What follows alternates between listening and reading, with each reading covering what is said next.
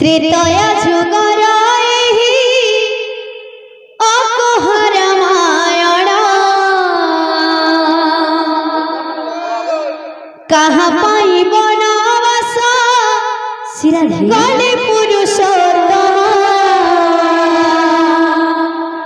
कहीं की होइला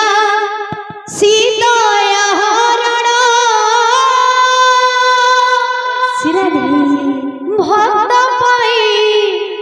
से भगवान भोगिले जे केते कोषण भक्त पाई से भगवान भोगिले जे केते कोषण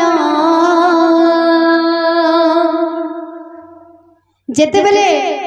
श्री राम महाप्रभुकर कुंडली लेखा थी जे राम महाप्रभु अयोध्यार राजा हेबे बोली आउ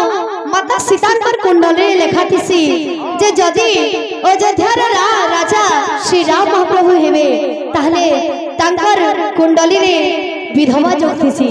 तो ई कथा के नहीं कर जेते बेले बणरे सुआसारी कथा होतु सन सेते बेले ई कथा के माता कैकेयी सुनी थी सन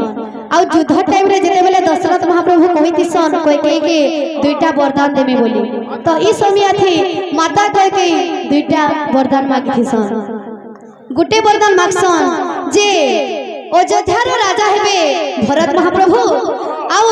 राम महाप्रभु जीवे 14 वर्ष तक वनवास राम कर जीवन बचावा लगी माता कैकेयी राम को वनवास जीवा लगी निर्देश दे दी सन तो से भितरे ई गीतटा आधारित है बोल भाई प्रेम से राधेश्याम